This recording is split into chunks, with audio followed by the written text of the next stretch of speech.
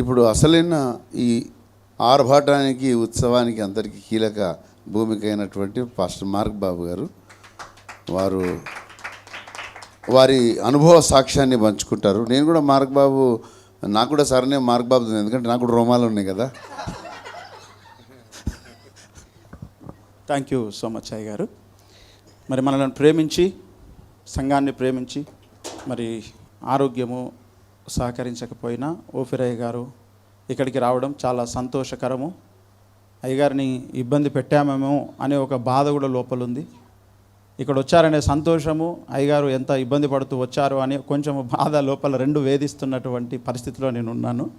అయినను మరి రావాలని అయ్యగారు మీ ఇష్టం, మీరు జూమ్లో వచ్చినా మాకు సంతోషమే, నేరుగా వస్తే ఇంకా సంతోషమే అని చెప్తాను బాబు అని తెల్లారి నేను వస్తున్నాను అన్నారు.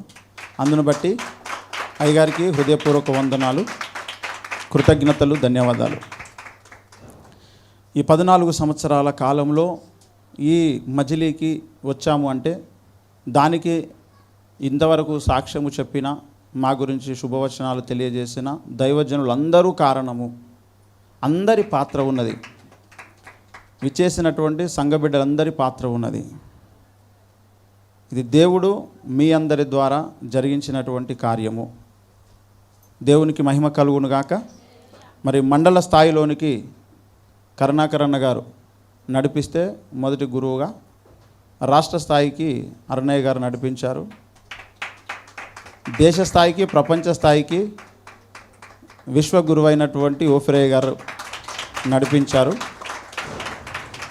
కనుక నాకు 3 గురువులు ఇప్పుడు, కరుణాకరణ గారు, అరుణ్ కుమార్ అయ్య గారు, ఓఫిరయ్య గారు.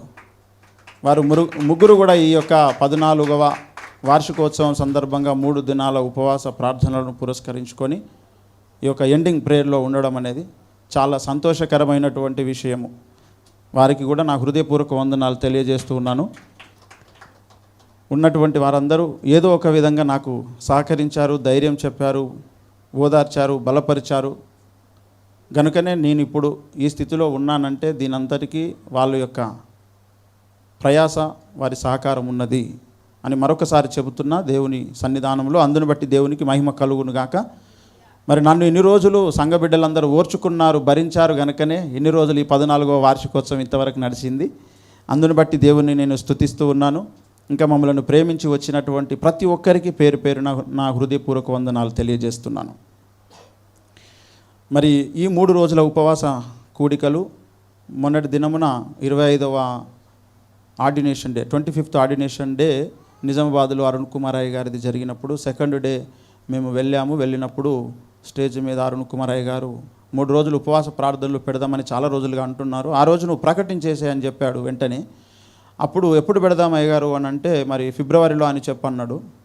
ఫిబ్రవరిలో అని అనుకున్నాము, కానీ వచ్చిన తర్వాత మళ్ళీ జనవరి 29th యానివర్సరీ ఉంది కనుక దాని ఎండింగ్ కొరకు 2 రోజులు పెట్టుకొని 3 రోజులు అని ప్రకటించుకొని, అయ్యగారు అందరికీ జాబులు ఉన్నాయి, పనులు చేసుకునేవారు, మరి కుదురుతుందో కుదరదో అందరు రావడానికి, మేము మా కుటుంబం అయితే సిద్ధంగా ఉన్నాము, మీరు వచ్చేసేయండి అయ్యగారు అని చెప్పాను.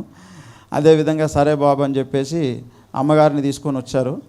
అమ్మగారికి కూడా నా హృదయపూర్వక వందనాలు తెలియజేస్తున్నాను. వాళ్ళ మనవరాలకు కూడా వందనాలు. మొదటి దినం మనవరాలు వచ్చారు కనుక మరి ఆ విధంగా ఈ యొక్క ఉపవాస కూడికలు అనేటివి చాలా తక్కువ టైంలో మనం అనౌన్స్ చేయడం జరిగింది. చాలా రోజుల తర్వాత 3 దినాల ఉపవాస కూడికలు అనేటివి జహీరాబాదులో జరిగాయి. అందును బట్టి దేవునికి మహిమ కలుగునుగాక. ఈ జరిగినటువంటి ఇరుకు ఇబ్బందులు, దుఃఖాలు, గాయాలు, వేదనలు అనేకము దాదాపు అన్నీ మీకు తెలుసు. మీకు తెలియని అన్నీ అయ్యగారికి తెలుసు, దేవునికి అన్నీ తెలుసు. దేవునికి మహిమ కలుగునుగాక. వాటన్నిటిని బట్టి నేను దేవుణ్ణి స్తుతిస్తున్నాను. ప్రతి గాయముకై నీకే స్తోత్రము అన్న అయ్యగారి యొక్క వచనములో నుండి దేవునికి నేను కృతజ్ఞతాస్తుతులు చెల్లిస్తున్నాను. మరి ఈ 3 దినాల ఉపవాసంలో 27వ తారీఖు రోజున పాపని 10th క్లాసు పాప కొరకు అందరూ ప్రార్థించండి. 27వ తారీఖు ఉపవాస కూడిక ముగియగానే 5:30కు నేను తీసుకురావడానికి ఆమెను వెళదామని స్కూటీ మీద వెళ్ళి వస్తున్నటువంటి సమయంలో నేను రెగ్యులర్గా వచ్చేటువంటి రూటే తప్పి హైదరాబాద్ వెళ్ళిపోతున్నా. అక్కడ ఫ్లైఓవర్ లెఫ్ట్ నుంచి నేను ఇక్కడికి రావాలి. రెగ్యులర్గా నేను నడిచే రూటే, కాకపోతే ఫ్లైఓవర్ పైకి వెళ్ళిపోతున్నా. ఆల్రెడీ వెళ్ళిపోయిన తర్వాత అరే బుచ్చిగా నేను ఇట్లా పోతున్నా ఏంటిది, దేవుడు మాట్లాడుతున్నారా నాతోని అని మళ్ళీ లెఫ్ట్కి తీసుకొని వచ్చి వెంటనే అయ్యగారికి చెప్పాను. అరుణ్ కుమార్ అయ్యగారు అందరూ మాట్లాడుతూ, అయ్యగారు నాతో దేవుడు మాట్లాడుతున్నాడు, నేను రోడ్డు తప్పి హైదరాబాద్ దిక్కుపోతున్నా, వెంటనే మళ్ళీ ఇటు వచ్చేసిన అని చేసి అప్పుడే చెప్పిన. దేవుడు మాట్లాడితే అట్లా అవుతుంది బాబు అని అరుణ్ కుమార్ అయ్యగారు కూడా అన్నారు. అయితే దేవుడు నాతోని తెలియజేసినటువంటి విషయం ఏంటిదంటే, అదేంటో దేవుడు చాలాసార్లు నేను బైక్ మీద పోయినప్పుడే మాట్లాడుతున్నాడు. మార్కు సువార్త మహాసభలప్పుడు కూడా నేను బైక్ మీద ఈ వాటర్ ట్యాంక్ నుంచి వస్తుంటే 2 రోజులు పెట్టాలా, 1 రోజు పెట్టాలా, 3 రోజులు పెట్టాలా మీటింగ్స్ అంటే 3 రోజులు తప్పకుండా పెట్టాలని దేవుడు మాట్లాడారు. అప్పుడు అయ్యగారే నామకరణం చేశారు ఆ సభలకు. అయితే సంగారెడ్డి జిల్లా కొరకు అవుట్రీచ్ మినిస్ట్రీస్ తరపున 3 రోజుల ఉపవాసాలు జరుగుతూ ఉన్నాయి కనుక ప్రతి గ్రామం కొరకు మనం పేరెత్తి మనము ప్రార్థన చేద్దాం బాబు అని అరుణ్ కుమార్ అయ్య గారు తెలియజేశారు. అయితే మొదటి రోజు అయిపోయిన తర్వాత దేవుడు చెప్పినటువంటి విషయం ఏంటంటే, ఈ సంగారెడ్డి జిల్లాలో ఉన్నటువంటి గ్రామాలెన్నో, అన్ని గ్రామాలలో మీరు అడుగుపెట్టి ప్రార్థన చేసి రావాలి అని దేవుడు తెలియజేశాడు. 1248 గ్రామాలు ఈ సంగారెడ్డి జిల్లాలో ఉన్నాయి. తాండాలు, గ్రామ పంచాయతీలు, పంచాయతీస్, రెవెన్యూ విలేజెస్ అన్నీ కలిపి గనుక మరి ఆల్రెడీ ప్రకటించడం జరిగింది, ప్రార్థించడం జరిగింది. ఈరోజు ఓఫిరయ్య గారి యొక్క ప్రార్థన ద్వారా మనము ఒక గ్రామంలో అయ్యగారు ప్రార్థన చేసి ఈ యొక్క సభ ముగియగానే ఆరంభం చేసి ఇస్తారు. దాదాపుగా 3000 కిలోమీటర్లు, 1248 గ్రామాలు, 5 నియోజకవర్గాలు, 4 డివిజన్లు మనం తిరగాల్సి ఉంది. ఈ ప్రాంతంలో మరి ప్రతి తాండాను, ప్రతి గ్రామాన్ని కూడా దర్శించాల్సి ఉంది, ప్రార్థన చేయాల్సి ఉంది. అక్కడికి వెళ్ళి మరి ఈ యొక్క కార్యక్రమంలో నేను ఒక్కనే వెళ్ళాలని నేను ఆశపడుతూ ఉన్నాను. మీరెవరైనా మేము కూడా ఇందులో ఇన్వాల్వ్ అవుతామంటే మీరు ఎప్పుడైనా రావచ్చు, మీ అందరికీ కూడా స్వాగతం. ఈ సమయం అంతా దాదాపు 6 నెలల సమయం పడుతుంది. 1248 గ్రామాలు తిరగడానికి 3000 కిలోమీటర్లు అవుతుంది. కొన్ని వేల రూపాయలు కూడా దీనికి అవసరం అవుతాయి. ఇదంతా కూడా దేవుడు సమకూరుస్తాడని నేను నమ్ముతున్నాను. గనుక ఇందులో మీరు ఎవరైనా పాలిభాగస్తులు కావాలనుకుంటే కావచ్చు. అందును బట్టి దేవునికి మహిమ కలుగునుగాక. ఫ్లెక్సీలో పైన ఒక వాక్యము వ్రాయబడి ఉంది. మీరు అందరూ చదివారని నేను అనుకుంటున్నాను, ఎందుకంటే మన కనుల ముందున్న ప్రతిదీ మనం చదువుతాము కదా.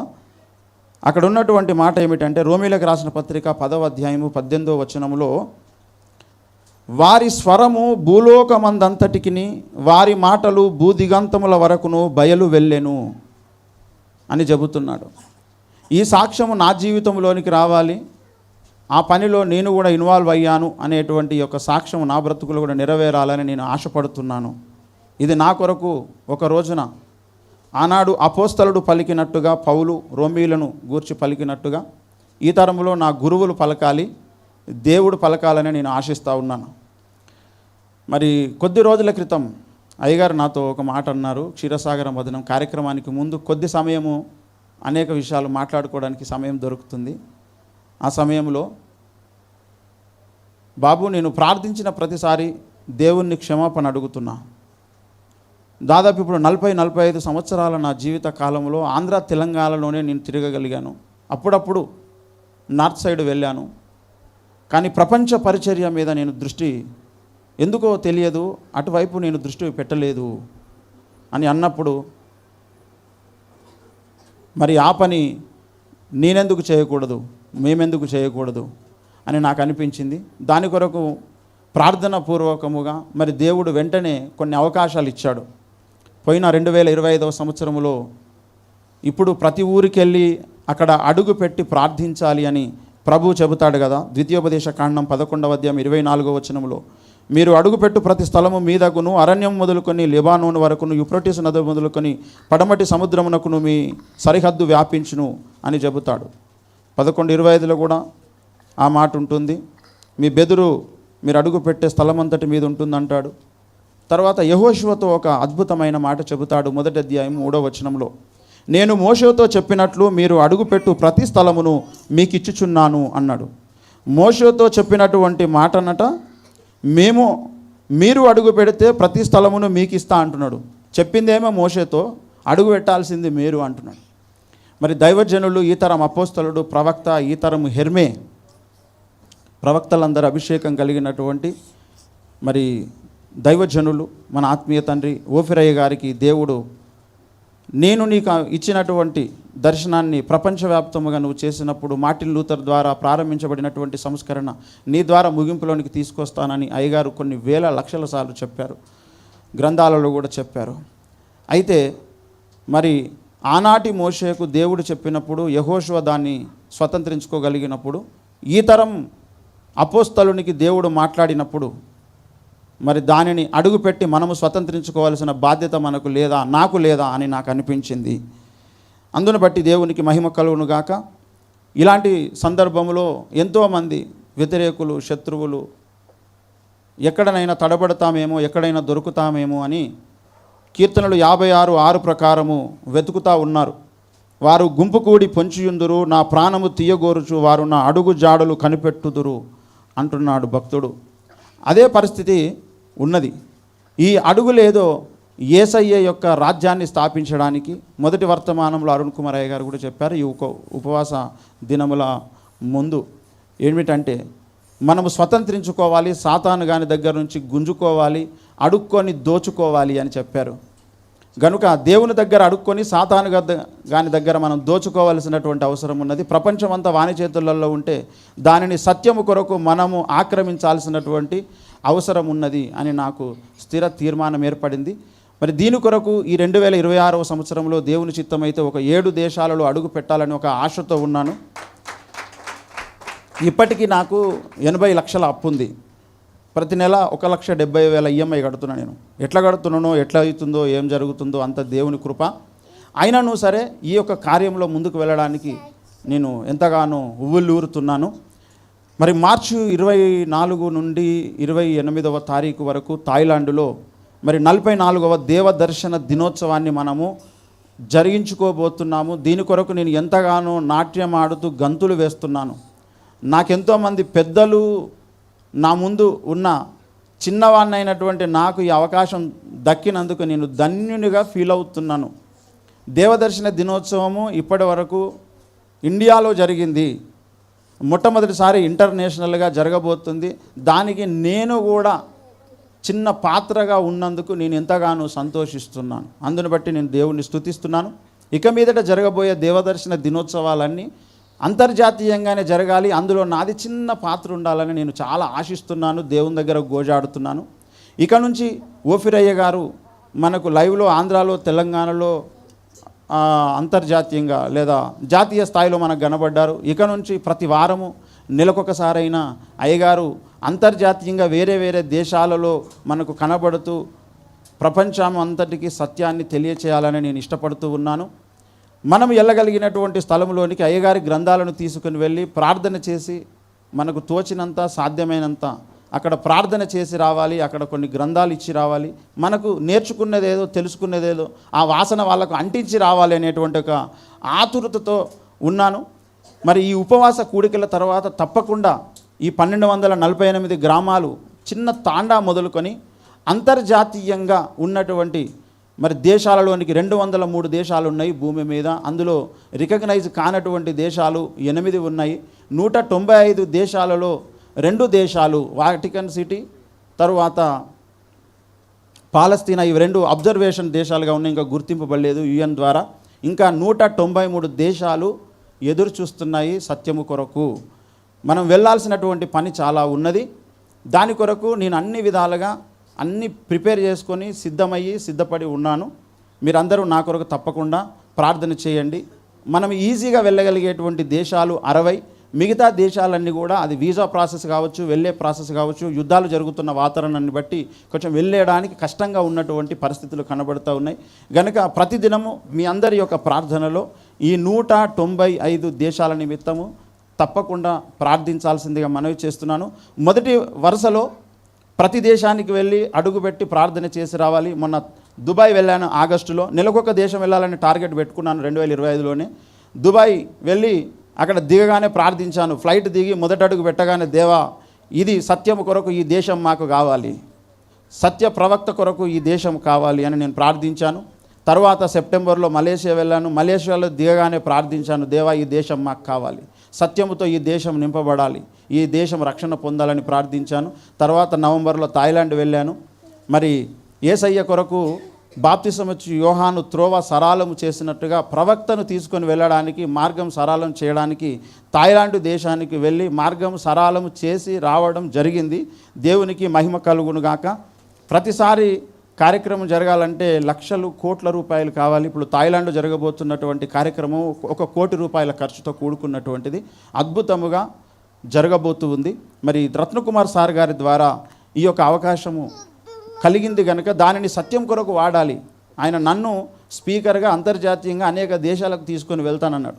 నేనేం ఆశిస్తున్నానంటే నాకు వచ్చిన అవకాశాలలో అయ్యగారిని నేను తీసుకొని వెళ్ళాలి అనే ఒక ఉద్దేశంతో ఇప్పుడు థాయిలాండ్లో మొట్టమొదటి మీటింగ్ జరగబోతుంది. తదనంతరము సీక్వెన్స్గా నెక్స్ట్ మంత్ ఒమాన్లో మీటింగ్ జరగబోతుంది. మే నెలలో ఇండోనేషియాలో మీటింగ్ జరగబోతుంది. గనుక యథార్థవాది టీవీ ఛానల్ ద్వారా దాదాపు అనేక మంది దేశాల నుంచి, దాదాపు ఒక 20 దేశాల నుంచి రెగ్యులర్గా మన కార్యక్రమాన్ని వీక్షిస్తున్నారు. అక్కడ మన సత్యాన్ని ఎరిగి మేము కొన్ని ప్రశ్నలకు సమాధానాలు పొందుకున్నాము అని చెప్పినటువంటి వాళ్ళు ఉన్నారు. గనుక మరి ఇంకా ప్రపంచవ్యాప్తముగా అందరికీ కూడా సర్వసత్యాన్ని తెలియజేయడానికి మనుషుల హృదయాలలో ఉన్నటువంటి ప్రతి సందేహాన్ని తీర్చడం కొరకు నన్ను కూడా దేవుడు ఒక చిన్న పాత్రగా వాడుకుంటున్నాడు అయ్యగారి ద్వారా. అందును బట్టి దేవునికి నేను స్తుతులు చెల్లిస్తూ ఉన్నాను. కనుక ఇందులో మీరందరూ కూడా ప్రార్థన చేయండి. ఈ యొక్క యథార్థవాది టీవీ ఛానల్ పెట్టడానికే ముఖ్యమైనటువంటి కారణం, ఈ నామకరణం చేసింది ఓఫిరయ్య గారు. ధనసిరి అనే గ్రామంలో తొట్టెల కార్యక్రమానికి వెళ్ళినప్పుడు ఎవడో ఒక పాస్టర్ వచ్చాడంట, మన పర్మిషన్ లేకుండా వాడిని బయటికి గుంజుకరండి, చంపి పడేద్దామని 150 మంది తాగి క్రైస్తవులు నా మీదకి వచ్చినప్పుడు, ఇక నుంచి మీ ఊర్లలోకి నేను రాను, మీ చర్చిలు ఉన్న ఊర్లలోకి అని పోలీస్ స్టేషన్లో ఎస్ఐ గారి ముందు నేను తెలియజేయడం జరిగింది. ఆ తెలియజేసి వచ్చిన తర్వాత మరి నేను ఏదో ఒక విధంగా అయితే వెళ్ళాలి కదా, వద్దన్న దగ్గరికే కదా నేను వెళ్ళాలి అని అప్పుడు యూట్యూబ్ ఛానల్ ద్వారా వాళ్ళ ఊర్లలోకి వెళ్ళడం జరుగుతుంది. ఇప్పుడు దేవునికి మహిమ కలుగును గాక. ఆ ధనసిరి అనే గ్రామంలో ఒక బాబు బెన్నీ అనే సామ్యుయేల్ బెన్నీ అనేటువంటి ఒక అబ్బాయికి నేను బాప్తిసం ఇవ్వడం జరిగింది. ఆ గొడవ జరిగిన తర్వాత ఈ మెథడిస్ట్ సంఘము ఆల్రెడీ అక్కడ ఉంటుండగా ఫస్ట్ టైము ఈ బెన్నీ అనేటువంటి అబ్బాయి సేవకుడయ్యి అక్కడ షెడ్ వేసుకొని సంఘం స్థాపించాడు. ఇప్పుడు ఆల్రెడీ నడుస్తుంది ఆ సంఘం. దేవుడు ఆ విధంగా అనేకమైనటువంటి అద్భుత కార్యాలు చేస్తూ వస్తున్నారు. గనుక మరి మీరందరూ కూడా నా కొరకు, కుటుంబం కొరకు ప్రార్థించండి. అయ్యగారికి దేవుడిచ్చినటువంటి దర్శనాన్ని ఇంకా తీసుకొని వెళ్ళడానికే ఈ జీవితము. గనుక దీని కొరకు మరి ఇంకా అవకాశం ఉన్నంత వరకు ముందుకు పరిగెత్తాలని, ప్రతి గంట, ప్రతి నిమిషము, ప్రతి దినము కూడా సద్వినియోగం చేసుకోవాలని నేను ఆశిస్తున్నాను. అయితే కరపత్రికలు పంచుతుంటే ఈనాడు మతోన్మాదులు ఎక్కడ పడితే అక్కడ ఈ సోషల్ మీడియా ద్వారా అందరినీ రెచ్చగొట్టి పెట్టారు. గ్రామాలలో కరపత్రిక కనబడితే, క్రీస్తు సువార్త కనబడితే వచ్చి కొట్టి గొడవ చేస్తూ ఉన్నారు. మీరు అందరూ చూస్తూనే ఉన్నారు కదా. అయితే ప్రతి గ్రామంలోనికి వెళ్ళి ప్రార్థన చేసి నేను అక్కడ వీడియో తీసి ఆ ఊరు బోర్డుని ప్రార్థన చేసి వచ్చి ప్రతిరోజు సాయంత్రం 8 నుంచి 9 గంటల వరకు ఆ గ్రామస్తులు నేను వచ్చి వెళ్ళానని చెప్పేసి, ఎందుకంటే నేను కూడా చిన్నపాటి సెలబ్రిటీనే కదా, నేను కూడా అయ్యగారితో పాటు ఉన్నందుకు నన్ను కూడా చాలామంది గుర్తిస్తున్నారు. మన దుబాయ్ వెళ్ళినప్పుడు అక్కడ అందరూ కూడా అనేక దేశాల నుంచి, అమెరికా, యూకే, ఆస్ట్రేలియా నుంచి అనేక మంది సేవకులు వచ్చారు. నేను వెళ్ళగానే అందరూ నన్ను గుర్తుపడుతున్నారు. ఈయన ఓఫిర్ గారి పక్కన ఉంటాడు కదా, ఓఫిర్ గారి పక్కన కూర్చుంటాడు కదా అని చెప్పేసి గుర్తుపడుతున్నారు అనమాట. మరి ప్రతి గ్రామానికి వెళ్ళి అక్కడ ప్రార్థించి వచ్చిన తర్వాత ఆ గ్రామస్తులు తప్పకుండా వాళ్ళు మనల్ని అబ్జర్వ్ చేస్తారు. ఎవరోనంట వచ్చి ప్రార్థించిరట అని. ఎందుకంటే 1200 వీడియోలు 1200 గ్రామాలకు వెళ్ళిన మనం ప్రార్థించిన తర్వాత ఇయ్యలను రేపు సంవత్సరానికో ఆ గ్రామస్తుల కన్ను మన మీద పడుతుంది. కనుక ఆ వచ్చిన తర్వాత ప్రతిరోజు 8 నుంచి 9 గంటల వరకు ఆ గ్రామంలో ఉన్న వారి కొరకు నేను యూట్యూబ్ ద్వారా సువార్త చెప్పాలనుకుంటున్నాను. కరపత్రిక ఇస్తే చాలా టైం కావాలి, చాలా ఖర్చు కావాలి. అందరికీ మొబైల్లోనికి వెళ్ళేటువంటి మార్గాన్ని దేవుడు ఇవ్వబోతున్నాడు. అంతేకాకుండా సోషల్ మీడియాలో ఈనాడు సత్య సంబంధుల కంటే ఎక్కువ అసత్య సంబంధులు ఎక్కువ ఉన్నారు. అంతేకాకుండా మతోన్మాదులు ఎక్కువ ఉన్నారు. వాళ్ళు తప్పుడు ఐడీలు పెట్టుకొని ఫోటోలు పెట్టకుండా క్రైస్తవ్యం మీద, బైబిల్ మీద, భక్తుల మీద, సేవకుల మీద తిట్టడమే ఒక పనిగా పెట్టుకున్నారు. దానికి వాళ్ళకు డబ్బులు కూడా వస్తున్నాయి. అయితే అలా ఎవరైతే తిడుతున్నారో వాళ్ళ కొరకు ప్రార్థించే కార్యక్రమం చేపట్టిన 4 రోజుల క్రితం నుంచి అక్కడ నేను వీడియో మనం స్టార్ట్ కాగానే సత్య సంబంధులు ఎవరు రాకపోయినా మతోన్మాదులు వస్తారు. నువ్వు ఆ ఐడి వెనకాల ఉన్న వ్యక్తి నువ్వు స్త్రీయో పురుషుడో నాకు తెలియదు, కానీ నీ కొరకు నేను ప్రార్థిస్తున్నా. ఆఖరి క్షణములోనైనా ఈ లోకంలో నుంచి నువ్వు వదిలిపెట్టేసరికి నేను చెప్పే సువార్త నీకు పనికి వస్తుంది నా ప్రియ సోదరుడా. యేసయ్య శత్రువుని ప్రేమించమన్నాడు. నువ్వు నాకు కనబడకపోయినా ప్రేమించి నీకు సత్య సువార్త చెబుతున్నా. ఇదిగో నీ కొరకు ప్రార్థిస్తున్నానని 4 రోజుల నుంచి ప్రార్థిస్తున్నా. ఈ 1248 గ్రామాలలోకి వెళ్ళి కూడా అదే విధంగా నేను ప్రార్థించడానికి ఒక తీర్మానం కలిగి ఉన్నా. మీరందరూ నా కొరకు ప్రార్థించండి. కుదిరితే నాతో కలిసి కూడా ముందుకు రావడానికి సిద్ధం కావాలని మనవి చేస్తున్నాను. మరి ఓపికగా ఇంతసేపు అయ్యగారి యొక్క విలువైన సమయాన్ని నాకు అనుగ్రహించినందుకు అయ్యగారికి హృదయపూర్వక వందనాలు. దేవునికి స్తుతులు చెల్లిస్తూ అయ్యగారికి సమయాన్ని అప్పగించుకుంటున్నాను. థ్యాంక్ యూ సో మచ్ అయ్యగారు.